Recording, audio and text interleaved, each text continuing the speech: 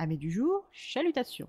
Pour les petits nouveaux, moi c'est Sekhmet et je vous souhaite la bienvenue dans mon podcast littéraire. Dans mon émission, je vais tenter 3 fois par semaine de vous donner envie de découvrir des livres de tout poil, récents et moins récents. Alors, si ça vous tente, c'est par ici la suite.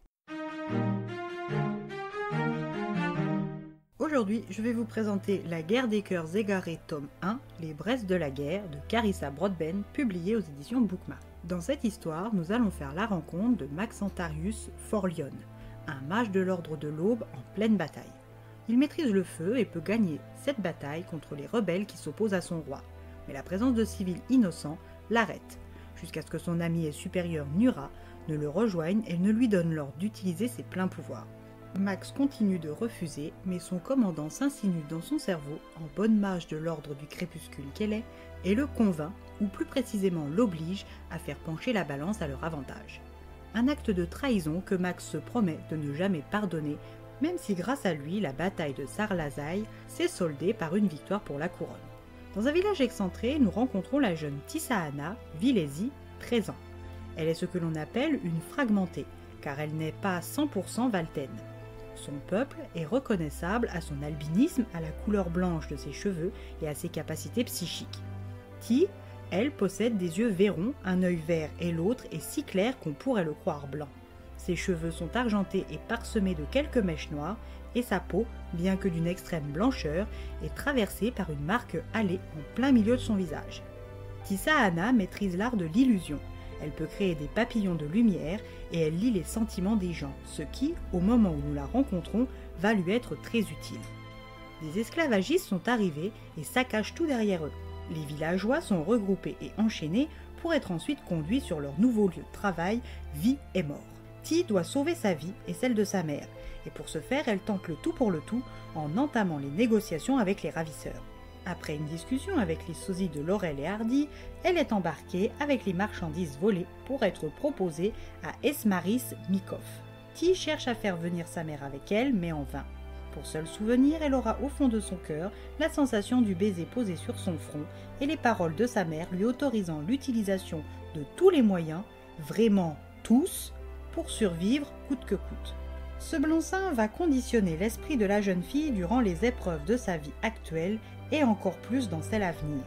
8 ans se sont écoulés quand nous retrouvons Ti dans la ville de Trell. 8 ans qu'elle est l'esclave de l'homme le plus puissant de la ville, Esmaris. Cet homme respecté de tous en impose grâce à son autorité désinvolte, comme si la terre elle-même devait se prosterner devant lui. Ti, elle a appris à danser pour divertir de riches marchands pour gagner quelques pièces. Son objectif est le même depuis 7 ans, racheter sa liberté. Après un an de travail, elle avait eu le culot de demander à son maître le rachat de sa liberté.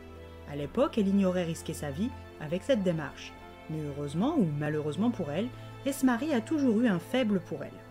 Au lieu de la punir à l'époque, il lui a annoncé qu'elle pourrait racheter sa liberté pour 1000 pièces d'or. Depuis, Ti fait tous les petits boulots possibles et inimaginables pour gagner sa vie. Et ce, le plus vite possible. Son second but est de devenir une mage de l'ordre pour libérer sa mère et son amie Serel qui travaillent pour Esmaris comme elle. Lors de cette énième fête, elle capte l'attention d'un nouveau riche qui, sans le savoir, lui offre les pièces manquantes pour sa liberté.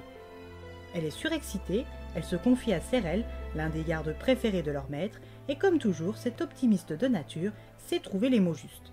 Dès l'aube, elle se rend dans le bureau d'Esmaris et lui donne les 1000 pièces d'or. Tissaana est une jeune femme de 21 ans bien naïve.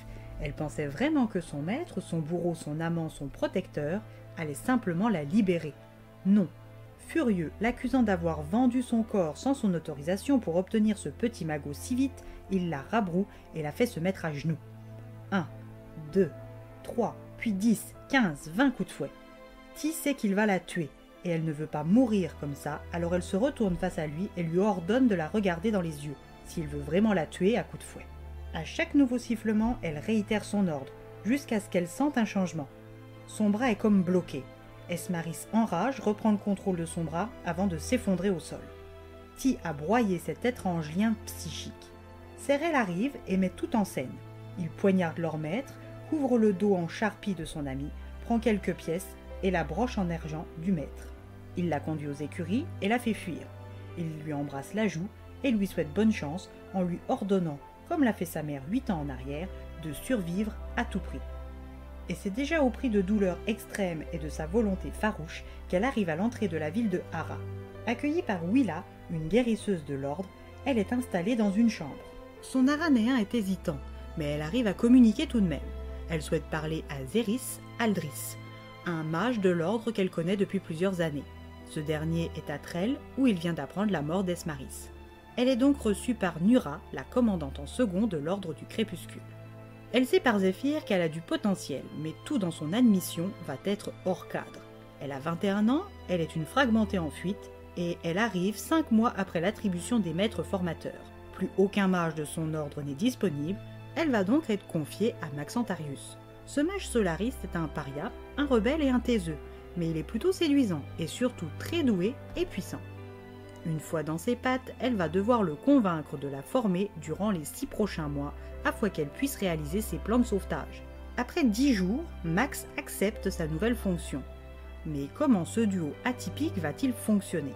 Arrivera-t-elle à rentrer dans les ordres? Sauvera-t-elle les siens? Ou est-ce encore de la naïveté de sa part d'y croire? À vous de le découvrir au fil des quelques 617 pages qui composent ce premier tome.